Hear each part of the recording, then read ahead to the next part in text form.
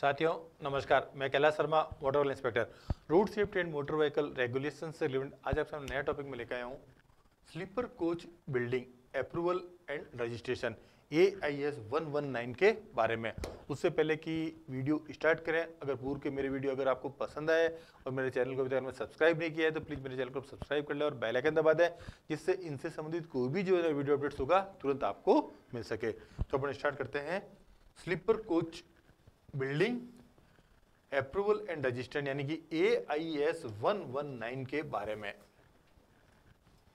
इससे पहले मैंने दो वीडियो EIS 052 के बारे में बताए थे, जो बस बॉडी बिल्डिंग के बारे में, ठीक है ना। उसमें मैंने डिटेल से बताया था कि कोई बस की बॉडी बिल्डिंग होती है, बस से कितनी प्रकार की होती है, सीटिंग कैपेसिटी कैसे होगी उनमें, उसमें और क्या क्या होंगे, वो डिटेल से मैंने दो वीडियो के अंदर बताने की कोशिश की है।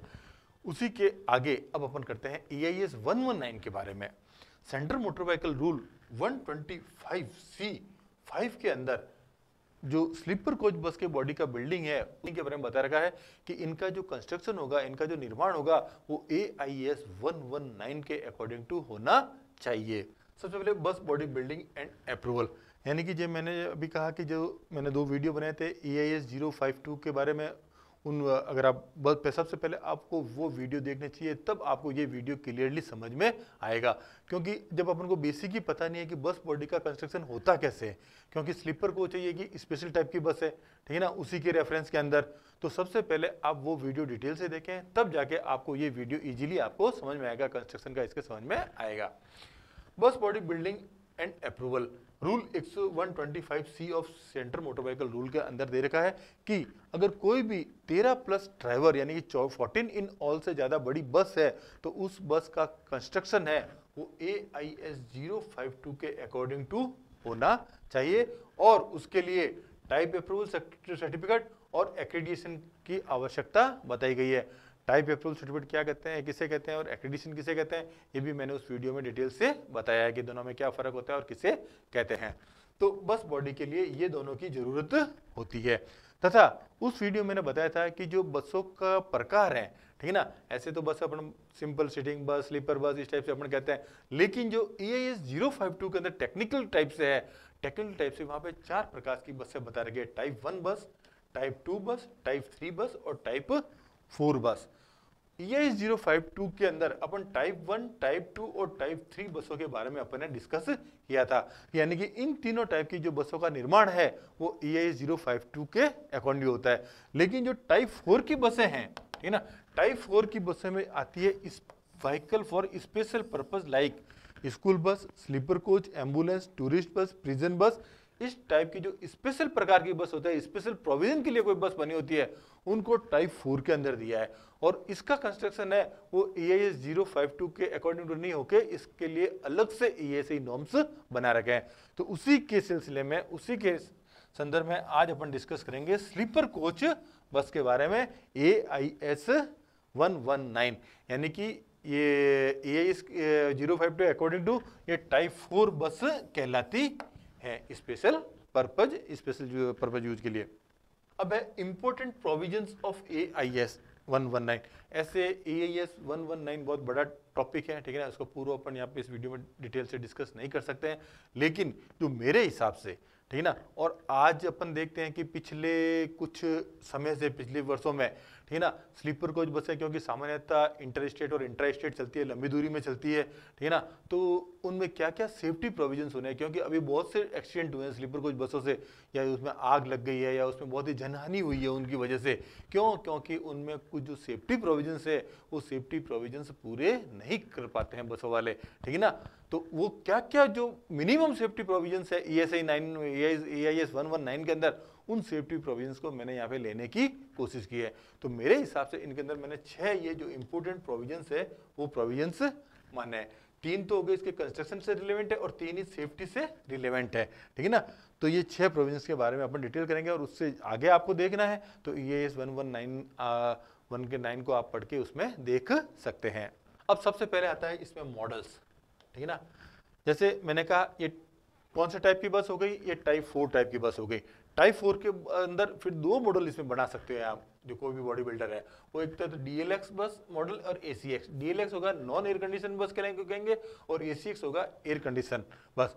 ये सारी चीजें जो मॉडल वगैरह है ये मैन्युफैक्चरर लिख के देता है और ये अपन को वाहन के डाटा के अंदर एंडोर्स भी करनी चाहिए, जिससे कि क्लियरली मालूम चले कि उसका बस का कंस्ट्रक्शन किस श्रेणी में किया है, किस प्रकार से किया है। तो दो मॉडल की वो बस बना सकता है, ठीक है ना।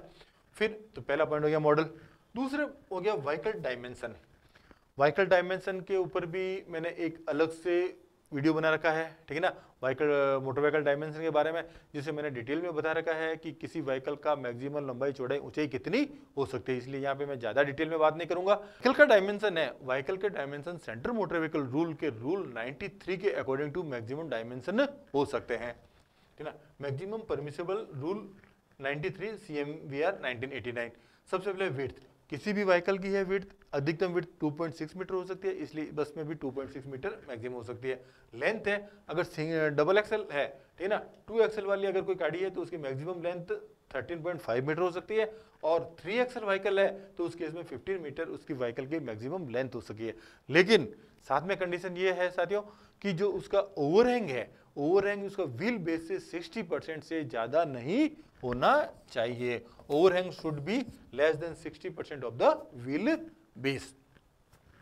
तो ये उसकी लेंथ हो गई, ठीक है ना। फिर उसकी हाइट है, जो मैक्सिमम हाइट है 4 मीटर उसकी हाइट हो सकती है ग्राउंड लेवल से, तथा उसके ऊपर अगर AC यूनिट लगी हुई है तो उस AC यूनिट को छूट दे रखी है, वो 4 मीटर से ज्यादा बाहर जा सकते हैं, केवल यूनिट और कोई भी दूसरी चीज नहीं, ठीक है ना। तो 4 मीटर एक्सेप्ट AC यूनिट। तो ये हो गए सेकेंड प्रोविजन डायमेंशन के बारे में। अब अपन डिस्कस करते हैं बर्थ के बारे में। यहाँ पे सीट के बारे में मैंने डिस्कस नहीं किया है, क्योंकि सीटों के बारे में मैंने EAS 052 के अंदर ऑलरेडी डिस्कस कर दिया है, क्योंकि स्लीपर कोच में केवल स्लीपर बर्थ भी हो सकते हैं और उसमें सीटिंग भी हो सकते हैं, दोनों का कॉम्बिनेशन होता है सामान्यतः, ठीक है ना। तो जो सीटों के बारे में डिस्कस है वो मैंने EAS 052 में कर दिया है, वहां पे आप देख सकते हैं सीटों की लंबाई चौड़ाई क्या होनी चाहिए। इसलिए यहाँ पे अपन बात करेंगे बर्थ के डायमेंशन के बारे में। जो बर्थ की मिनिमम लेंथ है वो मिनिमम लेंथ 1800 मिलीमीटर 1.8 मीटर हो सकती है। चौड़ाई है बर्थ की, अगर 1/2 लेआउट है उसके अंदर, ठीक है ना, स्लीपर कोच बस के अंदर, यानी कि एक तरफ एक है और एक तरफ 2 बर्थ लगी हुई है, तो उस केस के अंदर उसकी मिनिमम जो बर्थ की चौड़ाई है वो 600 मीटर यानी 0.6 मीटर हो सकती है। और अगर 1/1 लेआउट है, ठीक है ना, तो 1 लेआउट के अंदर 560 to 750 मिलीमीटर उसकी चौड़ाई हो सकती है। और हेडरूम, यानी कि जो बर्थ का हेडरूम है, ठीक है ना, टोटल बर्थ की ऊंचाई, ठीक है ना, वो 90 यानी कि 0.9 मीटर उसके हेडरूम टोटल हो सकता है। तो ये जब भी आप बस का कोई मैन्युफैक्चरिंग करें, ठीक है ना, या कोई इंस्पेक्शन करें, तो जरूर देखें कि बर्थ की लंबाई चौड़ाई ऊंचाई उसके हिसाब से बना रखी है या नहीं बना रखी है। तो ये हो गए 3 प्रोविजंस, यानी कि कंस्ट्रक्शन से relevant model, overall dimensions and birth dimension. इसके बाद अपन देखते हैं सेफ्टी के जो 3 प्रोविजंस मेरे हिसाब से इंपॉर्टेंट कौन कौन से। वो सबसे इंपॉर्टेंट प्रोविजंस है इमरजेंसी एग्जिस्ट, क्योंकि जब भी कोई बस दुर्घटनाग्रस्त हो जाती है, अंदर पैसेंजर भरते हैं, यात्री भरते हैं, तो उसमें यात्री को बाहर निकलने के लिए जगह नहीं मिल पाती है, तो इसलिए सबसे इम्पोर्टेंट होता है इमरजेंसी एग्जिस्ट। कोई भी चाहे वो बस मैन्युफैक्चर है, इस ओर जरूर ध्यान देवे, ठीक है ना। जो भी मिनिमम इमरजेंसी एग्जिस्ट का प्रोविजंस दे रखा है, ठीक है ना, EAS 119 के अंदर, वो प्रोविजन से इमरजेंसी गेट लगाए। उसके अलावा कोई भी जो इंस्पेक्शन अथॉरिटी, ठीक है ना, रजिस्टरिंग अथॉरिटी अगर उसको रजिस्टर्ड कर रही है तो एटलीस्ट वो जरूर देखें कि AIS 1199 के अकॉर्डिंग टू उसने इमरजेंसी एग्जिस्ट लगाए हैं या नहीं लगाए, अन्यथा बस का वैसा पंजीयन नहीं करें, ठीक है ना। उसको बस को क्योंकि अगर एक्सीडेंट हो गया तो उस केस के अंदर लोगों को बाहर निकलने की जगह नहीं मिल पाती है और बहुत ही जनहानि होती है, जो कि अपने पिछले कुछ टाइम में देखा है। सबसे पहला मिनिमम 4 इमरजेंसी एग्जिस्ट, यानी कि जो स्लीपर कोच बस है, स्लीपर कोच के अंदर मिनिमम 4, ठीक है, 4 से ज्यादा हो सकती है, लेकिन मिनिमम 4 इमरजेंसी एग्जिस्ट का प्रोविजंस दे रखा है। पहला है opposite side of service door, यानी कि सर्विस डोर किसे कहते हैं, वह डोर जिससे कि यात्री चढ़ते और उतरते हैं सामान्यतः, उस डोर को सर्विस डोर कहते हैं, ठीक है ना। तो जो सर्विस डोर है, ठीक है ना, जैसे कि यह ड्राइवर है, ठीक है ना, यहाँ पे ड्राइवर डोर हो गया, यहाँ पे हो गया इसका सर्विस डोर, ठीक है ना। तो सर्विस डोर के ऑपोजिट के अंदर यहाँ पे एक इमरजेंसी एग्जिस्ट देनी होगी, पहली फर्स्ट एग्जिस्ट तो, ठीक है ना। यहाँ पे बताया इस लेआउट में सीटिंग में है तो सीटिंग में यहाँ पे ये इमरजेंसी एग्जिट बतानी होगी। तो पहला है सर्विस डोर के ऑपोजिट साइड के अंदर। Second, rear face in line with gangway और मिडल ऑफ बस in opposite of the service door, यानी कि जो गैंगवे होती है, सेकंड गैंगवे कौन सी, ये जो रास्ता होता है, पासेज रास्ता होता है जहाँ पे कि यात्री आगे से पीछे की ओर जाता है, इसके जो सेंटर के अंदर होता है पीछे की साइड में, यहाँ पे आप दे सकते हैं एक, जैसे कि ये मैंने बताने की कोशिश की ये सेंटर के अंदर गैंगवे के, ठीक है ना। तो दूसरा आप यहाँ दे सकते हैं, यहाँ पे नहीं तो और कहाँ पे मैंने बताया, इन गैंगवे और middle of the bus in opposite of the service door. इसके अलावा अगर वहाँ पे कोई सपोज जगह नहीं है, वहाँ पे कोई सीटिंग अरेंजमेंट वगैरह कर दिया है, तो उस केस में जैसे मैंने इधर बताया, इसमें एक ऑपोजिट साइड में मिडिल में, यानी कि बस के सेंटर के अंदर एक यहाँ पे भी आप सर्विस डोर इमरजेंसी एग्जिट दे सकते हैं। तो पहला तो हो गया सर्विस डोर के ऑपोजिट साइड में, दूसरा हो गया गैंगवे के सीध में। अगर गैंगवे पे वहाँ पे नहीं पॉसिबिलिटी हो रही है तो आप वापस यहाँ पे भी सर्विस डोर के ऑपोजिट साइड में दे सकते हैं। फिर होता है दो emergency exit two escape hatches on roof, यानी कि दो इमरजेंसी एग्जिट आपको छत के अंदर देनी पड़ेगी। क्या जो एस्केप हैचेज के जैसे इस टाइप के ये एस्केप हैचेज होते हैं, यानी कि इसमें जो हैंडल को है, हैंडल को पकड़ते खींचते ही डोर ओपन हो जाता है, क्योंकि बस वगैरह की दुर्घटना से बस पलटी खाती है, पलटी खाते तो व्यक्ति आराम से इसमें जान बचाकर भाग सकते हैं, निकल सकते हैं। जैसे ये एक बस की बॉडी बिल्डिंग हो रखी है, यहाँ पे दो ये इमरजेंसी ये एस्केप हैचेज बताए हुए हैं। तो ये एस्केप हैचेज जरूर बस के कंस्ट्रक्शन के टाइम और रजिस्ट्रेशन के टाइम देखें कि इनके ये प्रोविजंस दे रखे हैं या दे रखे हैं, और इनके हैंडल्स भी जब व्हीकल की फिटनेस वगैरह है तो इनको ऑपरेशन भी इनका इजीली हो रहा है या नहीं हो रहा है, वो भी आप करके जरूर देखें। तो ये टोटल 4 इमरजेंसी एग्जिट में बताएं, 4 इमरजेंसी एग्जिट मस्ट होते हैं, ये आपको कोई भी स्लीपर कोच बस के कंस्ट्रक्शन में करने चाहिए। फिर है ये जो चारों मैंने इमरजेंसी एग्जिट बताए, in emergency exit all emergency exit should clearly B marked with photo, यानी हर इमरजेंसी एग्जिट पे फोटो लगनी चाहिए इस टाइप की, ठीक है ना, कि भाई डायरेक्शन होना चाहिए इमरजेंसी एग्जिट किसे, और जो लॉक वगैरह का है डायरेक्शन वो देना चाहिए कैसे ये ओपन होता है। तो चारों जो इमरजेंसी एग्जिट है उस पर प्रॉपर मार्क्ड होने चाहिए, प्रॉपर वहाँ पे फोटो लगे होने चाहिए, जिससे कोई भी व्यक्ति है उसको इजीली एक्सेस कर सके, इजीली उसके पास पहुँच सके। अपन पाँचवा, ठीक है ना, पाँचवा है फायर सेफ्टी, ठीक है ना, ये भी बहुत ही इंपॉर्टेंट, जैसे कि इमरजेंसी एग्जिट है उसके बाद फायर सेफ्टी। फायर सेफ्टी में जब भी आग लग जाती है, ठीक है ना, आग लग जाती है तो आग को बुझाने के लिए और उसके लिए क्या क्या सेफ्टी नॉर्म्स होने चाहिए आग के लिए। तो सबसे इम्पोर्टेंट एक सेफ्टी नॉर्म्स है fire detection and suppression system FDSS, जो क्लॉज AIS 119 का जो क्लॉज 5.3 है, उस 5.3 के अंदर जो प्रोविजन दे रखा है कि प्रत्येक स्लीपर कोच बस के अंदर एक FDSS यानी fire detection and suppression system लगा हुआ होना चाहिए, यानी कि जब भी गाड़ी के अंदर कोई भी धुआं उठे, ठीक ना, धुआं उठे ही वो एक सेंसर होते हैं, सेंसर वो डिटेक्ट कर लेते हैं कि वाहन में कहीं आग लगने वाली है, कहीं पे गलत होने वाला है, तो वह सेंसर जरूर लगा हुआ होना चाहिए फायर FDSS सिस्टम। और इस ये सिस्टम किस टाइप का होना चाहिए, इसका EIS 135 के अकॉर्डिंग टू इसके सिस्टम लगा हुआ होना चाहिए।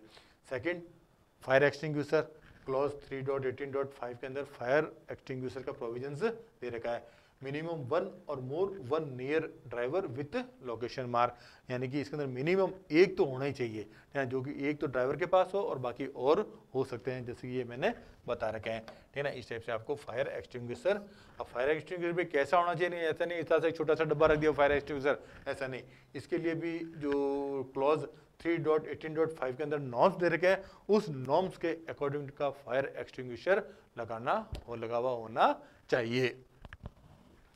फिर है एक और important, upholstery and curtain material should be fire retardant, यानी कि जो पर्दे लगे होते हैं और जो कुशन्स वगैरह जो ये अंदर सीटें वगैरह लगी बनी होती हैं, यानी बर्थ की जो, ठीक है ना, जो कपड़े लगे होते हैं इनके ऊपर, ये सारे कपड़े कर्टेन और जो अपहोल्स्ट्री सारी है, ये सारी फायर रिटार्डेंट मटेरियल्स की बनी हुई होनी चाहिए। इस और भी सामान्यतः ध्यान नहीं दिया जाता है, ना तो मैन्युफैक्चर के दिया जाता है, ना रजिस्टरिंग अथॉरिटी और इंस्पेक्शन अथॉरिटी द्वारा ध्यान दिया जाता है कि जो मटेरियल है वो फायर रिटार्डेंट काम में लिया गया है या नहीं लिया गया है। क्योंकि आगरोधी मटेरियल होगा तो उसलिए आग लगने समय आग कम फैलेगी, आग तुरंत बुझ जाएगी, आग ज़्यादा आगे नहीं फैलेगी। तो ये जो मटेरियल है ये भी फायर रिटार्डेंट मटेरियल से बने हुए होने चाहिए। तो ये तीसरा जो सबसे इम्पोर्टेंट था वो तो एग्जिस्ट के लिए मैंने बताया था। सेकंड मेरे हिसाब से फायर सेफ्टी के बारे में, और तीसरा है फर्स्ट एड, यानी कि प्रत्येक बस के अंदर एक अच्छा फर्स्ट एड किट होना चाहिए। Central motor vehicle rule 138(4)D के अंदर प्रोविजंस दे रखा है कि प्रत्येक बस के अंदर एक फर्स्ट एड किट होना चाहिए। इसमें जो मिनिमम दवाएं बता रखी है वो मिनिमम मेडिसिन उसके अंदर ऑलवेज होने चाहिए, विदाउट एक्सपायरी डेट की, उसको चेक करते रहना चाहिए। जैसे कि यहाँ पे ये, और इजीली ये व्यक्ति को दिख सके और एक्सेसिबल हो, ऐसी जगह पे इनको लगाना चाहिए फर्स्ट एड को। ऐसे फर्स्ट एड तो कोई भी ट्रांसपोर्ट व्हीकल हो उसमें फर्स्ट एड किट तो आवश्यक होता ही है, लेकिन इसमें तो और भी ज़्यादा आवश्यक हो जाता है, ठीक है ना। तो ये थे जो 6 इंपॉर्टेंट प्रोविजंस मेरे हिसाब से, ठीक है ना, कि भाई एक स्लीपर कोच बस के अंदर क्या होना चाहिए। अब अगर कोई भी व्यक्ति मैन्युफैक्चर हो या जो ऑनर हो, ठीक है ना, वह इनकी पालना नहीं करता है, यानी कि ना तो मैन्युफैक्चर इसके अकॉर्डिंग टू बस बनाता है और ना जो ऑनर है इसके अकॉर्डिंग वाली बस खरीदता है, तो उस केस में क्या ऑफेंस होगी और क्या पेनल्टी होगी, ठीक है ना, ऑफेंस एंड पेनल्टी। सबसे पहले alteration in section 52 of motor vehicle act, यानी कि मोटर व्हीकल एक्ट के अंदर, यानी कि जैसे बस का कंस्ट्रक्शन वैसे हुआ है लेकिन बाद में उसने चेंज कर दिया है, ठीक है, जैसे कर्टेन चेंज कर दिया, अपलॉस्टर चेंज कर दिया, कोई भी और चेंज कर दिया, तो उसमें उसने अल्ट्रेशन कर दिया है। अल्ट्रेशन के कारण उसने सेक्शन 52 का वायलेशन किया है ऑनर द्वारा, ठीक है ना। और इसके लिए अब जुर्माना क्या होगा। सबसे पहले जुर्माना करते हैं अपन मैन्युफैक्चर के लिए।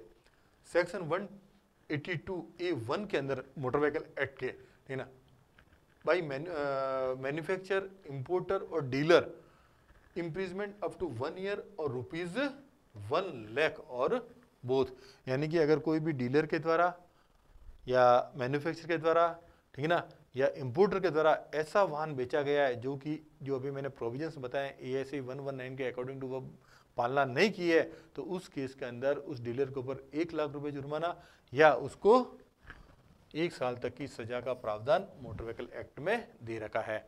और अगर वो का वैसा वाहन अगर उसने खरीद लिया ऑनर ने, तो उस केस के अंदर सेक्शन 122A(4) के अंदर by owner imprisonment up to 6 owner के लिए 6 महीने की सजा और साथ में 5,000 रुपये पर सच अल्ट्रेशन, यानी जो भी उसने अल्ट्रेशन किया है उस अल्ट्रेशन का 5,000 रुपये जुर्माना निर्धारित किया है। तो साथियों ये थी स्लीपर कोच बिल्डिंग के बारे में मैंने बताने की, AIC 119 के बारे में बताने की कोशिश की है, क्योंकि हाल के दिनों में बहुत से एक्सीडेंट हुए हैं जिसमें कि स्लीपर कोच बसों से बहुत ज़्यादा ही हुए हैं, क्योंकि स्लीपर कोच बसें लंबी दूरी पे चलती हैं। तो इसलिए एटलीस्ट इन प्रोविजंस को ज़रूर देखें, मैन्युफैक्चर भी देखें, ऑनर भी देखें और एनफोर्समेंट एजेंसी भी देखें, तीनों को इन पे देखना चाहिए जिससे कि कम से कम जन हानि हो। आशा करता हूँ कि वीडियो पसंद आएगा। अगर मेरी वीडियो पसंद आया है तो इसको ज़्यादा से ज़्यादा शेयर करें, लाइक करें, सब्सक्राइब करें। Thank you. जय हिंद, जय भारत।